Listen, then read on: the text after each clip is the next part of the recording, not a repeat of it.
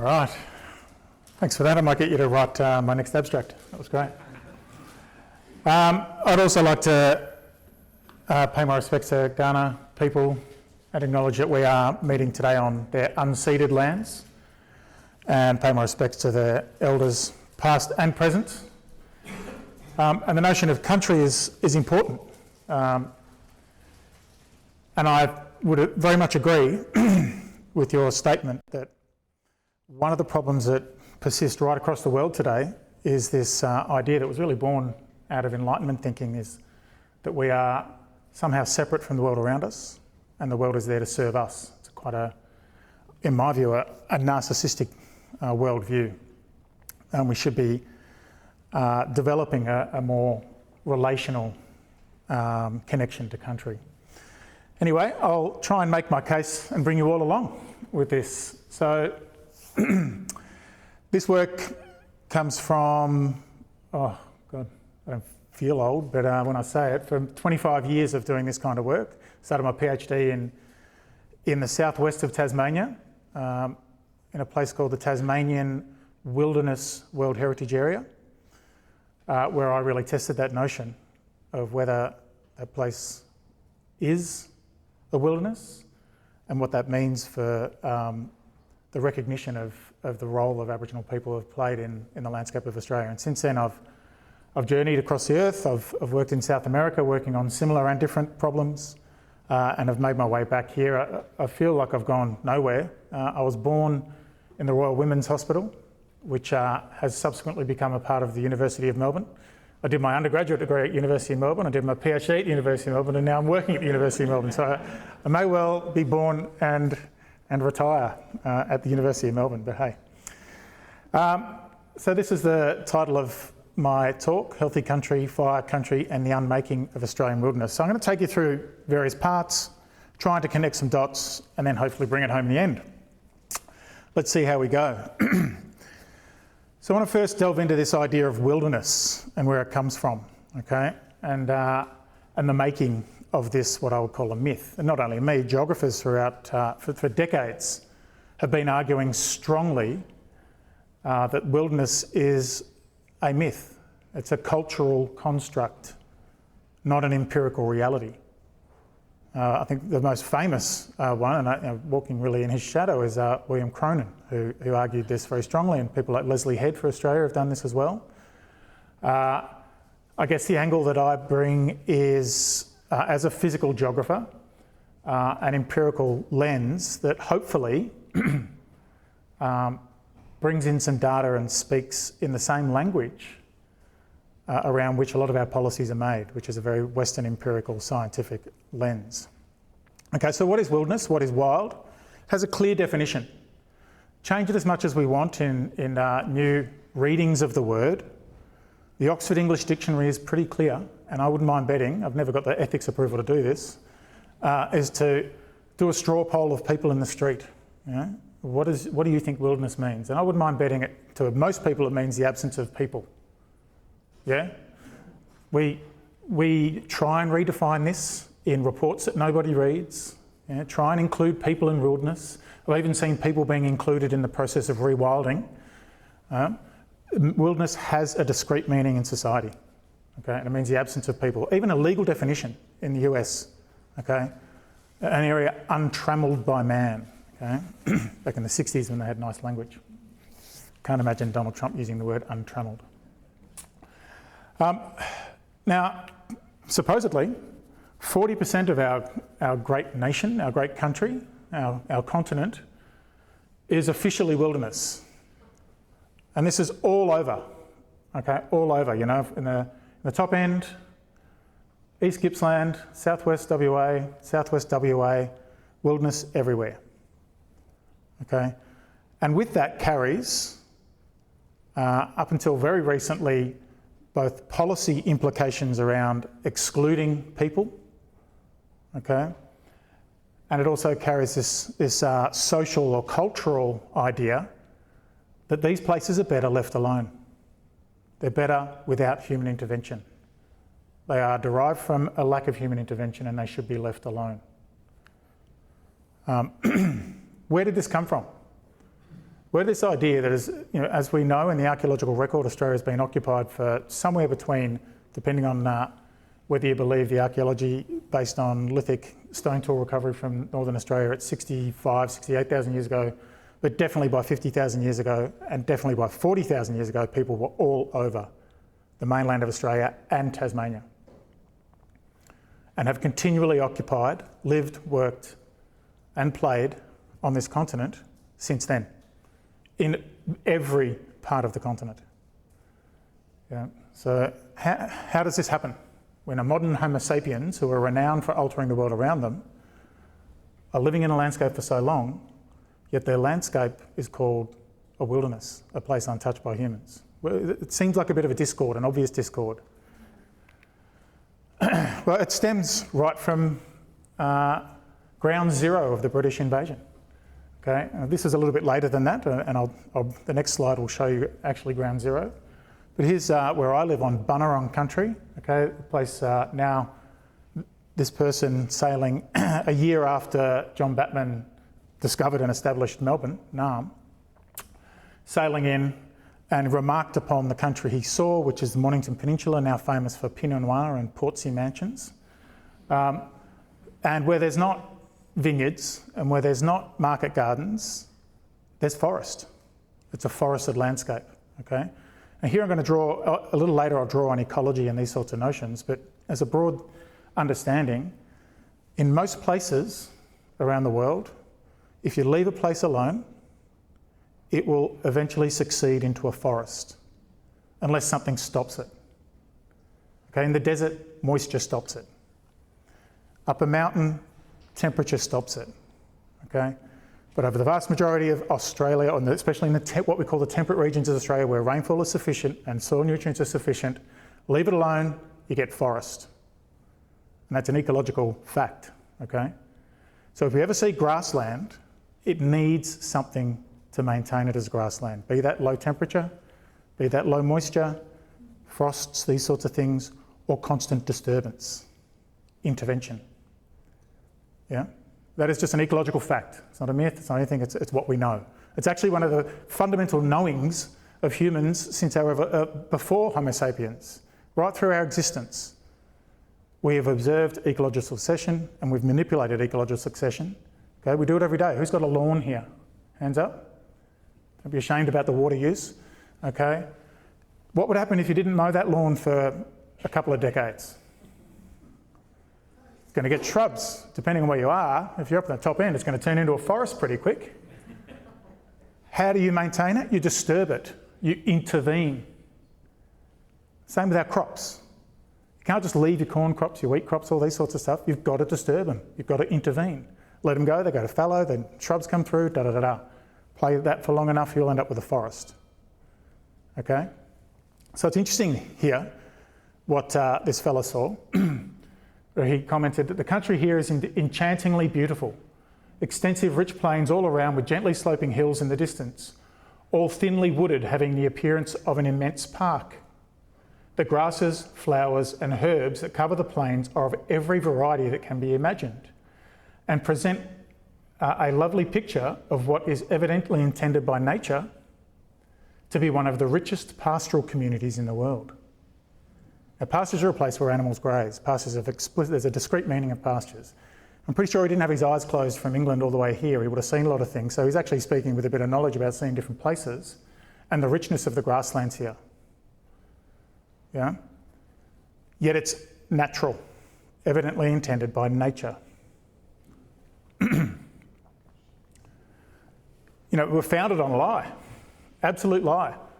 In order to land at Kurnell, Botany Bay, Cook shot a Darawal man, yeah, who was trying to ward them off, shot him, walked up a cliff, plonked down a marker and claimed as unoccupied land, and eventually codifying that in the north,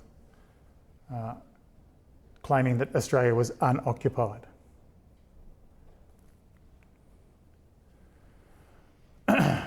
How do we get at this idea of unoccupied or the absence of humanity in the people that we see? Well, it's a millennia-long narrative. It doesn't just lie with the British. Even the famed Aristotle had a deep belief, a humanitarian by all accounts, but still had a deep belief that some people, some races of people, were born natural slaves. They did not possess the humanity to rule themselves. They needed to be ruled. They weren't human, essentially. And this propagates right through. Aquinas adopted this idea into natural law. Then the Enlightenment came along and were horrified by this and worked on a project of dehumanisation by creating the idea of a noble savage and an innocent. Equally dehumanising, but from a different perspective. And we see Locke, who our common law and property theory is based on still today, really. And this is what justified, Lockean theory, what justified the theft of land, theft of Australia from Aboriginal people, okay, was that in order for land to be considered owned, it must be improved. Yeah? It must be improved. And there's a discrete definition around improvement. Fences, scythes, evidence of a certain kind of humanity. Anything else is discounted. Anything else is unoccupied. Anything else is what would eventually be called Terra Nullius. And we can track this all the way through. Intelligent parasites, I'll talk to you about. Tim Flannery, there's environmental vandals. Indigenous people around the world have constantly been forced into moulds, into counterpoints, into straw men, okay? Never in control of their own identity, as if they don't have one. Now, what eventually became Terra Nullius, the English, if anything, were very legal and litigious people. And you could only gain land, okay, by one of four instruments when the British invaded. Okay, there was, I keep pressing the wrong one. I'm not sure if this will. Okay, you could either inherit the land. Nobody was kidding themselves that it was inherited land. You could either gain it by purchase, and there was no large-scale purchase transactions or anything like that. Okay, it definitely doesn't count here. So it leaves one of two options: conquest. Now, conquest has particular strings attached. When the British conquered India, they were required by their laws to govern the people by local custom and law. You are required to do that where it doesn't contravene British law. Yeah, that's the string attached to conquest. And we know now that there were wars everywhere. It was genuinely a conquest in which Aboriginal people were literally outgunned. Okay, but we are left with this last one, which in the Lockean law applies. Okay, John Locke. Okay, if it was unoccupied or unimproved, it was anyone's to be taken. And we see this idea propagating through. You'd think by the 50s we were a bit more enlightened than this, okay? Elkin, arguably one of the most renowned anthropologists of the era, advised governments and prime ministers on what was termed the Aboriginal problem, ended up becoming the Vice President of the Aborigines Protection Board of New South Wales and the President of the Association of the Native Races. What did he have to say? What was his conclusion about Aboriginal people? That we were intelligent parasites. Okay? That is, we did not assist nature to produce our sustenance, neither by tilling the soil, sowing the seed, or by domesticating or breeding animals. We were subservient to nature and could do no more than become skilled in observing her ways, gathering her gifts of vegetable products, marsupials, reptiles, fishes, birds and insects.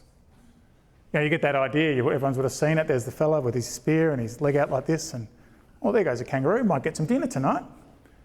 Very passive. Not in any imagination could they have imagined that we were Homo sapiens, capable of thought and planning and of architecting or designing our environment to suit ourselves. How we managed to survive so long on sheer luck, I just don't know. Okay, and then even more, he doubled down. As a result of the British invasion, we were forced to become parasites of the white man.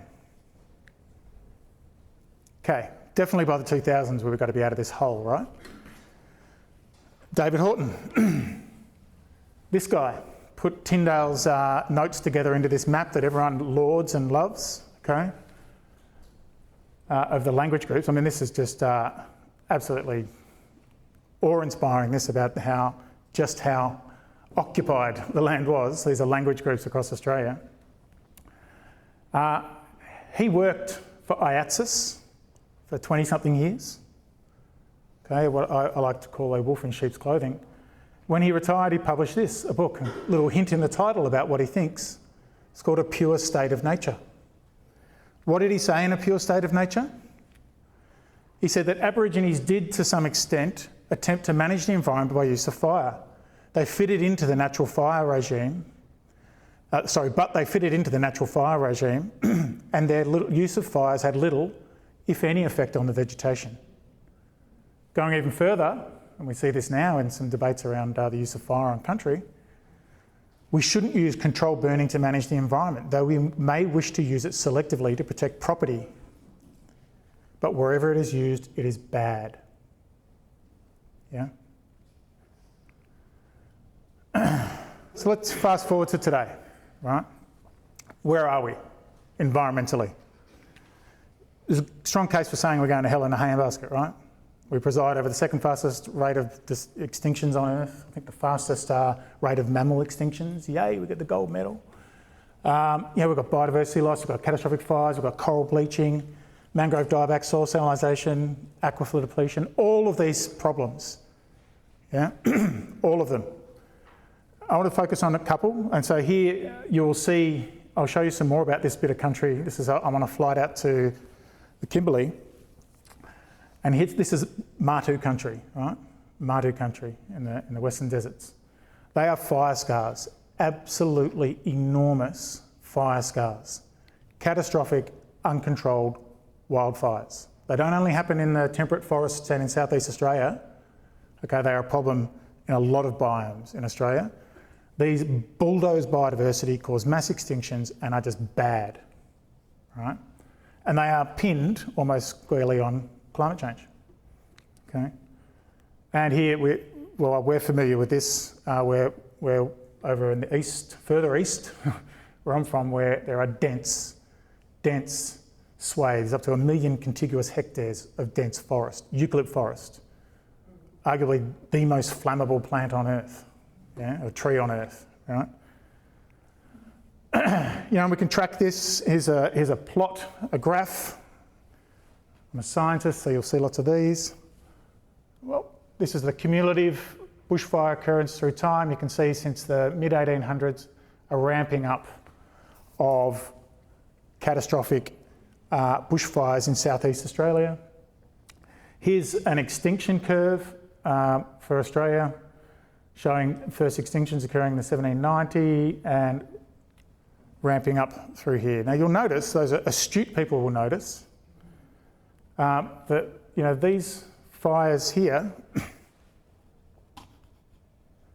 began a little bit earlier than climate change, but there might be an observation bias here. Maybe there weren't enough white people in the landscape recording these things to give us an accurate indication, right? The other astute people will notice here that Southern Hemisphere anthropogenic climate change really began in the 1950s, maybe a bit earlier if you're generous, 1910 or something. These extinctions began before then. There's something deeper than just climate change. I'm not saying there's not climate change isn't a problem. Okay, but if we go to the doctor with coughs and sniffles and these sorts of things and just send you off with some Codral or whatever it is and say off you go, and you say, hang on, what's wrong with me? You'd be pretty disappointed. Yeah? So is there a deeper problem than just climate change alone? We can see here that the climate change really, depending on where you want to draw the line, your average, this is the trick of science, I guess, but it's undeniable we're moving into a period where climate change is occurring more rapidly than it has, at least from what we know, in the geological past. And we know that this climate change is giving us our fires. And this will be focused on fire here because that's where most of my work is. We know because our top scientists publishing in Nature, so it must be true, okay?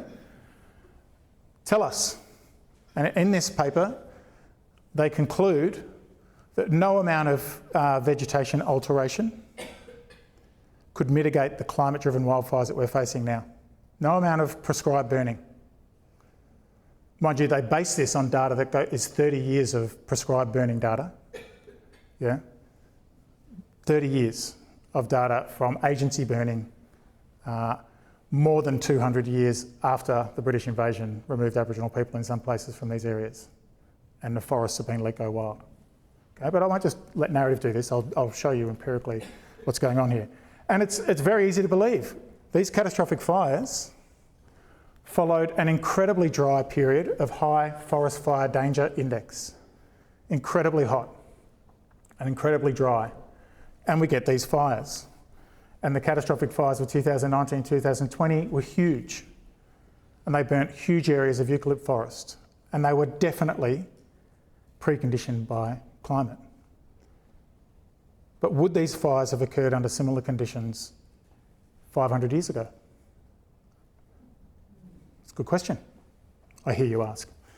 These are very, very impactful fires, okay? They cause mass death of biota. They cost millions and millions of dollars. These are a real social and environmental problem. They're a huge problem. Not only that, they are significant contributors to the problem of climate change. These fires alone, in the months, or these fires just alone, okay, through the months that they were burning, more than doubled Australia's carbon outputs for the year. Yeah. Not only that, they destroyed the forests so badly that they impacted the forest's capacity to sequester carbon, at least for a decade or two. So it's a double negative. You've released all that carbon and you've stopped these systems from accreting carbon or accumulating carbon for at least a decade or two. Right, so they're bad no matter which way you cut it. And we're not alone. These things are a global phenomenon now. They're everywhere. And there is no doubt that climate change is having a real impact on forest fires and fires in general across the earth. And they're having untold ecological, social, economic and atmospheric damage. The canaries in the coal mine of these fires just so happen to be landscapes for the last few decades that have been burning, like Australia has, in which Indigenous people manage the land through the careful and deliberate application of fire. They're the first ones to go off. I mean, now you're getting them in places that have never seen fire. I mean, now it's a European problem, it's a problem. Right? But after these fires in Europe, next minute the FAO, who look after global forests, are ringing, emailing me saying, hey, we've got a global fire thing, do you want to come and join our conversation? Da, da, da, da. Now that this is a real global thing, people are paying attention. But it's been going on in these places for decades. Correlation isn't causation, or just putting two things next to each other doesn't mean that they are connected, but it's an interesting observation that these three places, okay, and Australia, long-term occupation by Indigenous peoples who used fire to carefully curate the land, were some of the first to experience catastrophic fires over the last few decades. So to resolve this, where do we go when we have a sticky problem? Well, we turn to science, okay, because science, okay, is the search for truth. Science distinguishes itself from dogma by the willingness to question, okay, and we've all heard this, science is objective, fundamentally objective. We can rely on science, okay? So let's have a think about that. Okay, let's look at the scientific definitions of wilderness. Okay, this was in a paper a couple of years ago. Once again in Nature, got to be real. They identify global areas of wilderness, large areas that are unimpacted by humans. How do they define wilderness? How do they define? Well, they create a human imprint index, and they identify human footprint or imprint as these things. It's got to have built environments, croplands, pastures, high population density, nighttime lights, railways, roadways, and navigable waterways. Just like Lockean theory, it's a very discrete view of what humans are. I've worked with a lot of Indigenous communities all over the world that don't tick the box on these, yeah, that I know and have seen deeply influence their land. It's a model designed to reproduce a Western footprint and call everywhere else a wilderness. And because it's a model, computer model, it's objective. We ran it and it did it. I didn't tell it what to do, didn't tell it where to put it. It must be real. I'll unpack that a little bit later. But let's think about this myth of scientific objectivity. A fascinating paper in the Proceedings of the National Academy of Sciences, quite a prestigious journal, handed a set of data to a bunch of different scientists from across the world, from different cultures, different regions, all around the world. And it was the same data, and they got to ask the same questions, right? And see what they came up with, okay? So teams tested the same hypotheses with the same data. Some found negative results, some found positive results, some found no result. And their conclusion was that idiosyncratic researcher variability is the biggest threat to science. It's time to throw out the myth that it's objective.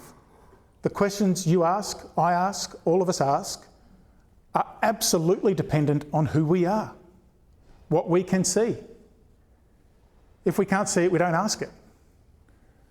And if we ask a question, we develop data in order to serve that question. I imagine reality as an object in a dark room, and each of us, with our own epistemology, our own worldview, are a high beam, narrow torch, and we go into that room and shine it on.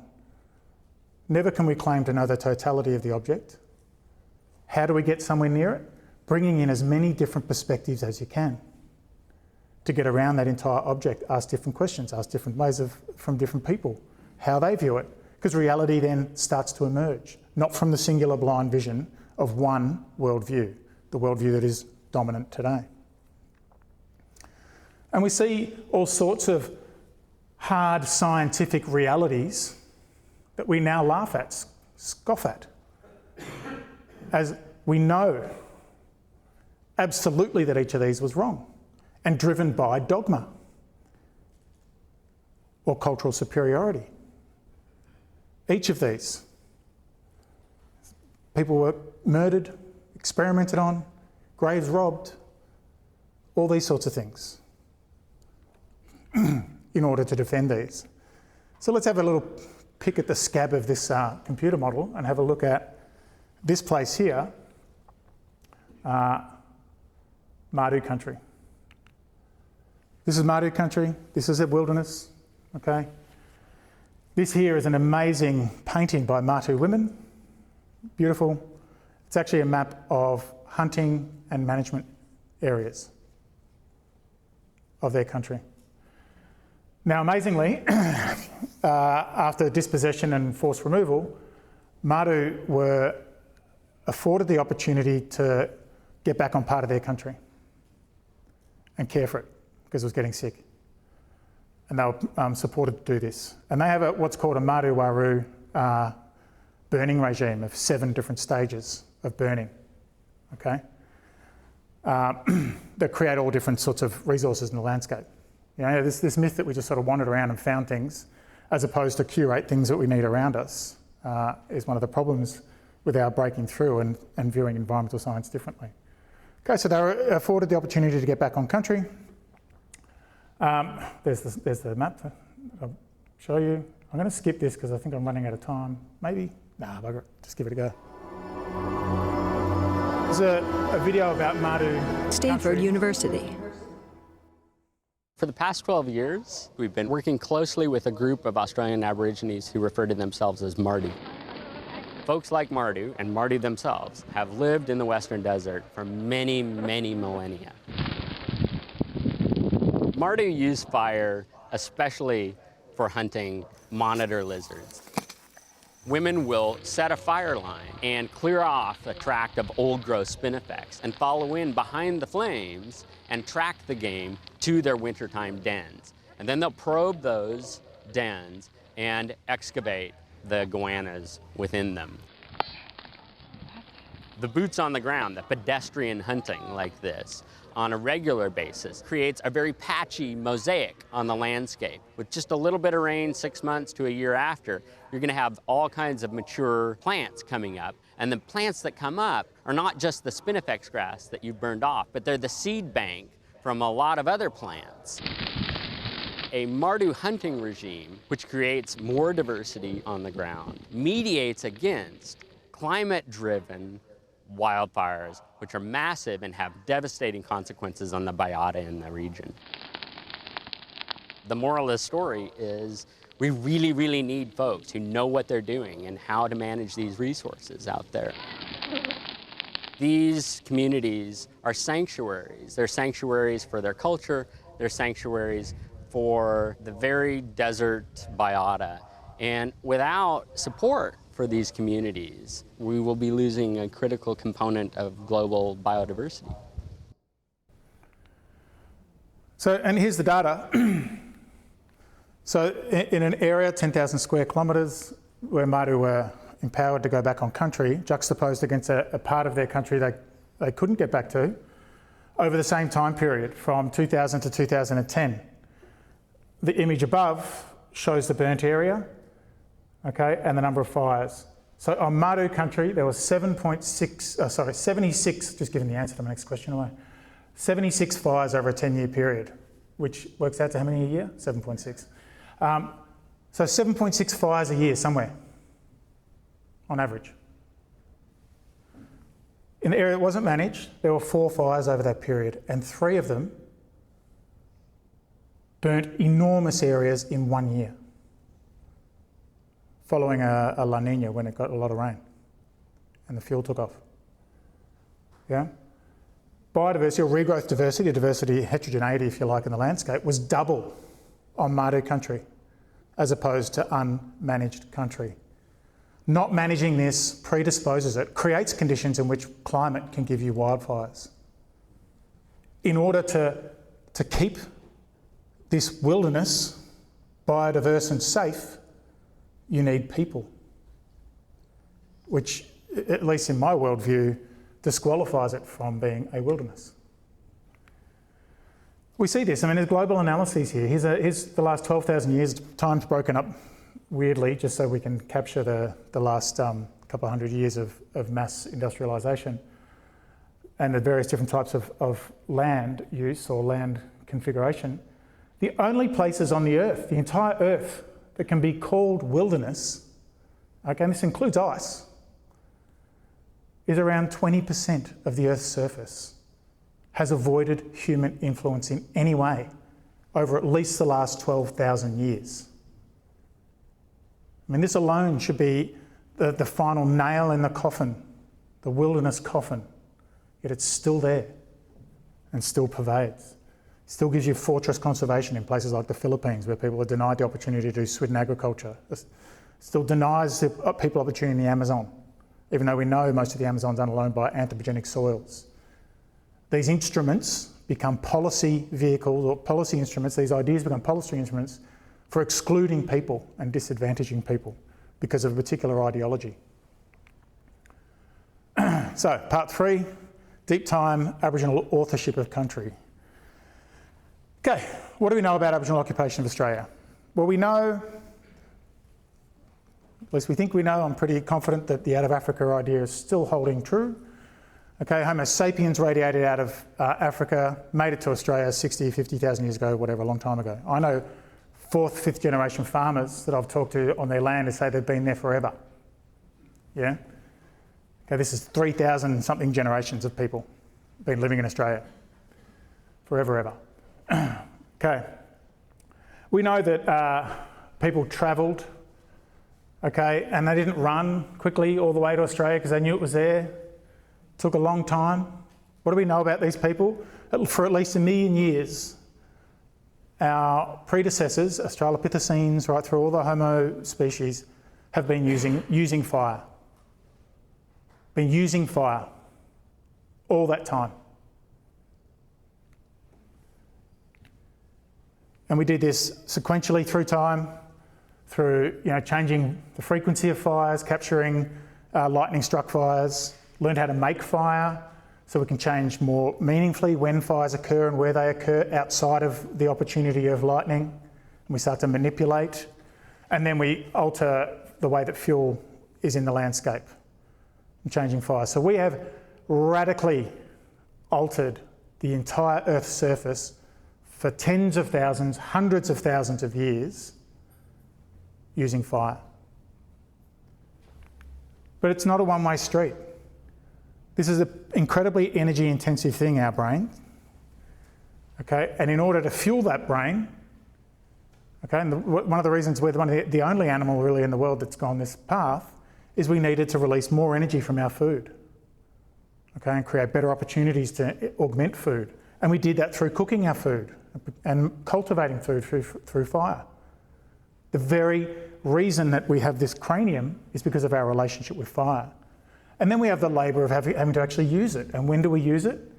We use, that was enhanced by fire. So if you look at conversations of traditional communities today in parts of Africa, this is how their days split up. 30% economic, 34% complaining, sounds familiar. A few jokes, land rights, all this sort of stuff. You're busy doing, procuring. What happens at night? Where very little hunting opportunity happens at night. I don't know, when I go camping and I haven't got a fire, I'm in bed when the sun goes down. Give me a fire, even without a beer, I'll probably be up until 2 in the morning, having a chinwag about something. Yeah, and what are the stories? What are the conversations? There are stories, they're myth making, they're these sorts of things that allow the culture to develop. So we are fundamentally entwined with fire. It's had massive physiological change, given us massive physiological changes. We are a fire organism. Long before 200, 300,000 years ago, Homo sapiens evolved. We are a fire organism. Our fate is entwined with fire. Okay, and what else do we know? We didn't teleport here. Tried to hit every demographic here, okay? We did not teleport here. It was a slow migration over thousands of years. When people got to the Philippines, they saw kangaroos and eucalypts. By Timor, they're basically in Northern Australia. And you're not running through, like we do now, driving right across because I've got to get to Darwin. You're building relationship with country, you're moving slowly. You're building connection, you're building story, you're building understanding, knowledge, accumulated knowledge. And then you come into Australia, it's very familiar, okay? Then you move through, Tasmania would have been a bit weird, no doubt, still is. But you know, it's a slow story. But these guys here, British invasion, did teleport here within a matter of months. Went from fences and sheep and cows to kangaroos and emus and non-human Aborigines. Okay, and then we end up here. So how much influence did we have over country?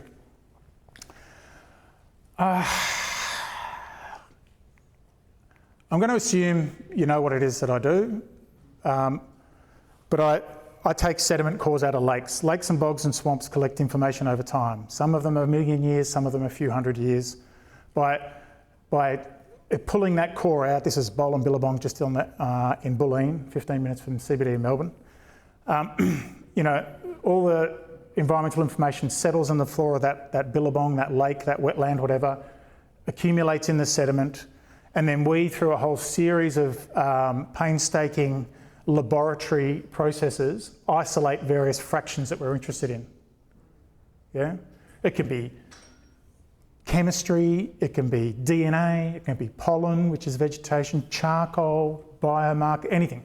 Leaf waxes, diatoms, insects, they all tell a different story, okay? So I won't go through this so I can move on. We look at pollen and charcoal. Now there's a reality about pollen that you must understand that I regularly deal with, is that not all pollen producers are equal. Forests produce a bucket load of pollen, grasslands don't. So we do a whole lot of work systematically identifying these sorts of things, building thresholds, all this sort of stuff, really fancy. Okay, so we can then give thresholds above which, you know, forest pollen has to hit before it can be considered local, and above which other things, okay? So I view the world like this. Not very fun, is it? Okay. Here is pollen. This is from Lake St Clair in Tasmania. I spent most of my life running around the mountains of Tasmania. Here you see, you look at this and you go, oh, look at this green stuff. Okay, forest. It was 80%. So this whole area was forested for the last 12,000 years. But if you apply the corrections, the reality about the different proportions of pollen production and dispersal, it was only about 20 to 30% of the landscape. And we've spent years developing models to correct the crazy worldview that pollen gives you, because pollen is incredibly powerful. It's the only way to travel back in time, unless someone from NASA or someone has got a different idea, but it's the only way we can go back in time. And we've painstakingly developed these models and empirically tested them. So what do we know? Here's Lake Selina in Tasmania. Here's a record. This is 270,000 years long. Okay. We can see here that it goes through a bunch of different ice ages, okay? Do this relatively quickly. Okay, this here is a temperature curve from Antarctica. So this here is an ice age. The world gets warm, gets cool, warm, cool, warm, cool, warm. All right, everyone follow that? Here's Huon pine. You might have heard of Huon pine, famous rainforest plant. Everyone loves it, lives forever, da-da-da, super fire sensitive. And they're still floating up Huon pine logs in the bottom of dams that are decades old that haven't even rotted, you know, like it's pretty amazing. Oh, okay, so this is a temperature record of the Earth's temperature. And so here you've got a warm period of the Earth's temperature around 220,000 years ago. Then we went to a cold snap, an ice age. Back warm again, back to an ice age, really warm again, ice age, long ice age, then back into where we are now in a warm period of the Earth's history, right? And the vegetation of this area was not rainforest, okay, it was grassy when it was cold. When it was warm, rainforest dominated, really thick rainforest, if Huon pine's there, right? Really thick rainforest. It's Huon pine, everyone been in those? Like full of leeches and you can't walk anywhere, right? It disappears here because it's cold, ice age, doesn't do well. That ice age ends, bang, Huon pine comes in. That ice age ends, so that warm period ends, disappears. The next time the Earth gets warm, it doesn't come back. What actually comes back is all this treeless stuff here. See this treeless stuff? Everyone been to Tasmania? It's called button grass moorland. It's treeless. 40% of the landscape's treeless. Rainforest is only about 20% of the landscape. What happened? People arrived. People arrived and burnt. Look at this. A whole different type of charcoal comes in. Small bits of charcoal that are production of sort of low intensity grasses burning. People changed this. Fundamentally changed it. The Tasmanian Wilderness World Heritage Area. Okay, let's do this again over time. This here down the bottom, this is a shorter period of time, last 150,000 years, not that short. Warm period, cold period, a little bit warmer, into where we are now, right? Everyone got that, the temperature curve? There's 3 sites here. One is up here in FNQ. Always sounds like a swear word, doesn't it? Far North Queensland. One here, this is just where we're lucky enough to have records that go back this long. These are rare. These are incredibly rare, right? One here in near Warrnambool, okay? And a site that we've got from Lake Selina in Tasmania, right? And here's their records compiled in. Now I've isolated the forest in these. So you can see here that forest is high through the last time the Earth had a similar climate to today. Forest is high. The hatched area is the amount more forest than is there today or under the last 10,000 years when the climate's been like this, right? That's how much more forest there was in the absence of people. So in Lynch's Crater, I don't know, 10, 15, maybe 20% more forest. Wangoom, 25, 30% more forest. Almost double forest before people in Tasmania. And then when you get to the period, the warm period when people are there, forest is less. But Michael, how do you know that's not? How do you know that it's as warm now and has the same forest potential as it was 130,000 years ago? I hear you ask. Well, this site here from Okarito Bog in the South Island of New Zealand is almost the mirror image to the Lake Salina site. Same latitude, inhabited by Nothofagus podocarp rainforests when it's a forest. Same thing. Take it out of the species level and go to genus and functional type, they are the same. Same amount of rainfall, mountains, da-da-da-da-da-da-da, right? Same weather formations, westerly winds, they beat to the same drum. After the Ice Age ends, the most recent Ice Age ends, forest bounces back just fine there, but it failed to do so in the place where there was people. Yeah? So this isn't just an idiosyncratic Tasmanian thing, it's the whole eastern seaboard of Australia. Whole eastern seaboard. So what happens at the end? Let's fast forward to the British invasion. Here we got Tasmania again, northwest of Tasmania. This area was mapped in 1827 by Henry Hellier as all that yellow area, 10,000 hectares of land, was grass and open woodland with a tiny patch of forest in the middle. Our government models now that try and reproduce pre-British invasion vegetation make this mostly eucalypt and rainforest, right? Because if you run the models just with climate and soils, most of it is rainforest, and the bits that are not rainforest is where there are still grasslands today, and some clever person's gone, better change that to grassland, probably wasn't a forest. I've done this, I've run the potential vegetation maps, models on this, and the whole thing becomes forest. And that's what we restore to, by the way. That's what guides our restoration, this map, this data, not the earlier map from Hellier. Okay, so we have this area, I'm going to skip this because I've already gone over it. So we can see at this site for the last 11,000 years, okay, from in the middle of this area, rainforest has never hit the threshold at which it was locally dominant. Forest was never dominant here, and it has mostly been open grassland. Most likely actually more of a mosaic, as Aboriginal people do, they create mosaics. A mosaic of forest and open grassland, okay? Then what happens, that's over a 10,000 year period. So it was a grassland rainforest mosaic, okay? What happens after the British invasion? Same area, we drilled into, I think we've got up to about 600 different trees now and counted the rings to work out when they established. This is an old data set, there's only 400, sorry. It's still incredibly large. So when did the rainforest become established? Because now it's rainforest, right?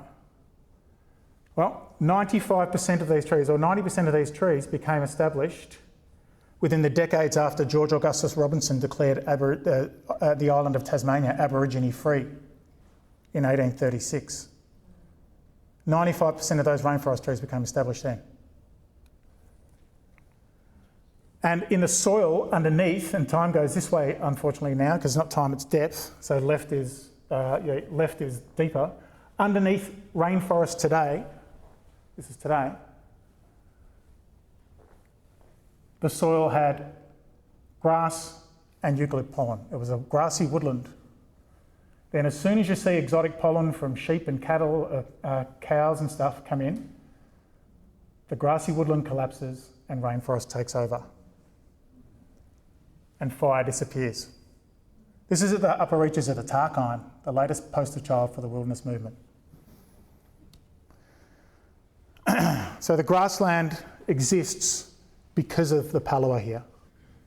Yeah? I've done some fancy pictures, don't worry about it. What about outside Tasmania? And this is in Kurrajingalong National Park. This is a site called Perkagoola to the local Gunai Kurnai, Lake Elusive now. It's a deep lake. We've got a 1,000-year record here. Once again, time's travelling to me towards a recent, okay? And I've got it in calendar years, BC AD, all right? So you can map it to now. So what happens here? We have around about 800, 900 years of around 5% eucalypt cover. Now, by Australian definitions, that's an open woodland, maybe even a grassland, right? Then the British invade, kill the gunite kerni or put them on Lake Tyre's mission, what happens? We see an immediate, and we've got this new fancy machine where we can measure fire intensity or fire temperature. We see an immediate increase in the temperature of fires. Then we see an immediate increase in eucalypts, because what we know about eucalypt ecology, give them a hot fire and they establish. Give them a hot fire and they establish. Yeah, that's what eucalypts do. Infrequent high intensity fires, you get a eucalypt forest, right? And I just love it. Then you get the largest charcoal peak, largest influx of charcoal in the whole record, 1,000 years. Not only that, you get the first evidence of post-fire soil erosion throughout the entire record. That soil erosion, magnetic stability, tracking minerals coming into the thing, because it's been burnt that hard that the soil can be washed in. Right? And the top plot there is the forest fire danger index reconstructed over the last 1,000 years. These recent fires happen when there's high forest fire danger index, okay? What about when gunite kerni were caring for the land? No big hot fires, no soil erosion. They maintained a fire-safe landscape despite climate as intense, if not more intense, than our recent climate events that have given us catastrophic wildfires. Yeah?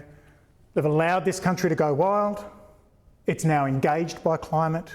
You have enough fuels, enough canopy connectivity, enough thickening of the structure that fires can and will go through when the climate dictates.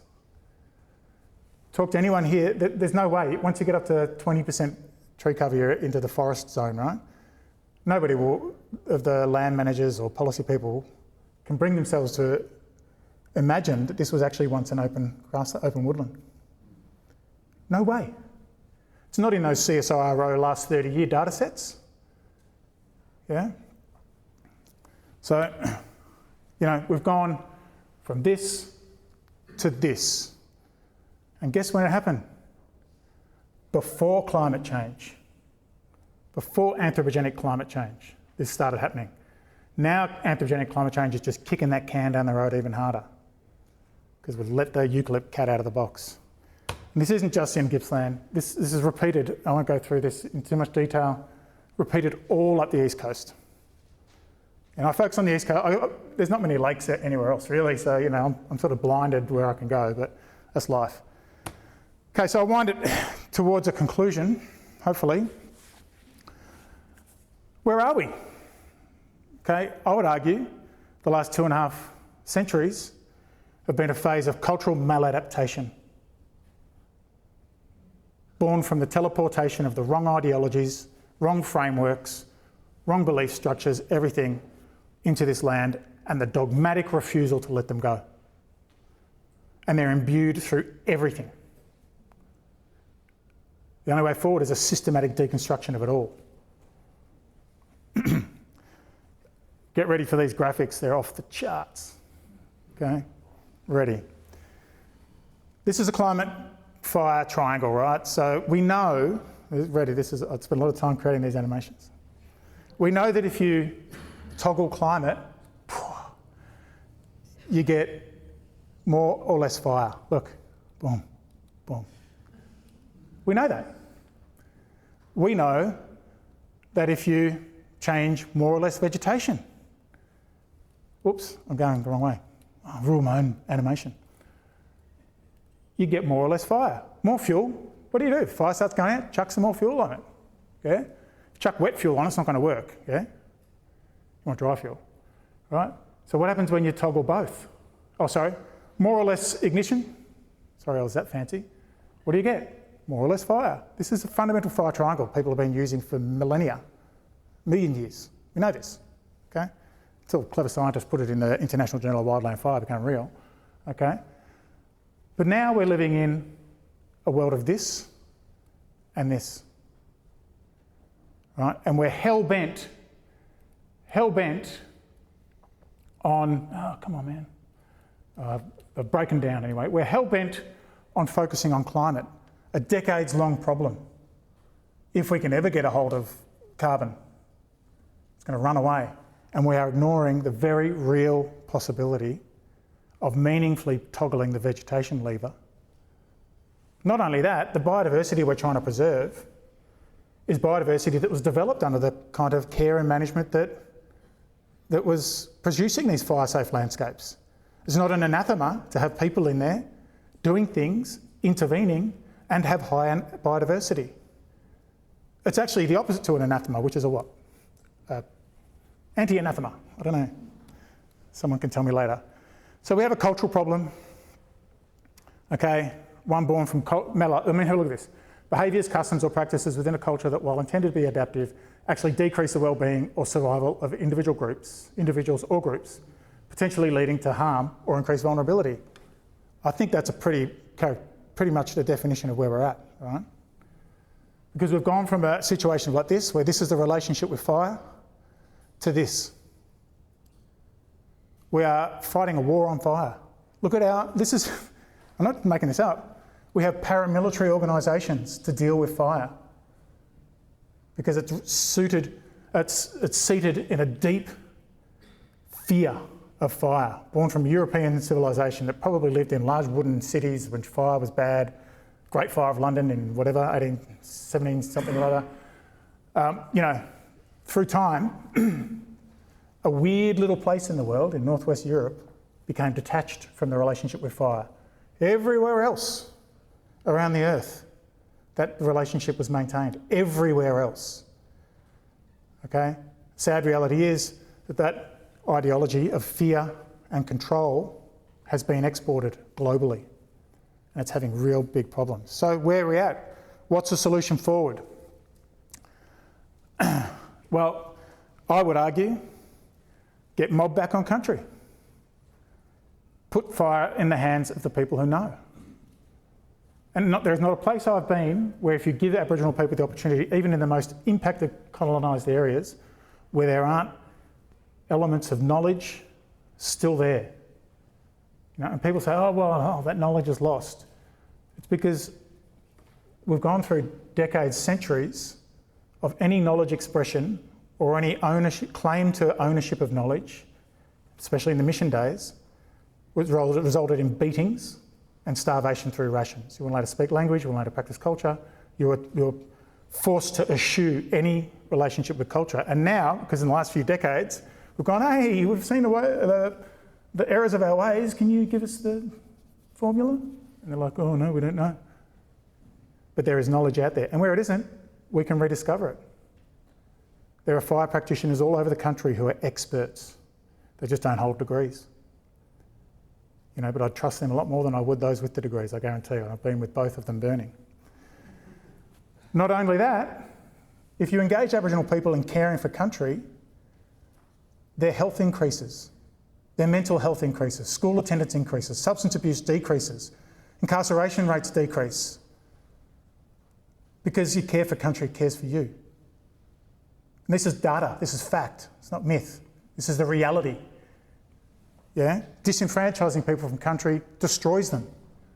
Empowering them to look after country which they love and care for returns them to health. And we know this globally. This is a data set of something like 800 different case studies. And the focus on the green line here, and I'll finish on this slide, focus on the green line, that's positive environmental outcomes, and that ladder is the amount of Indigenous sovereignty over their land. The more autonomy Indigenous people have over their land, the better the environmental outcomes. And this is global. Global. Yeah? Empower Indigenous people to look after the land, you'll get better environmental outcomes.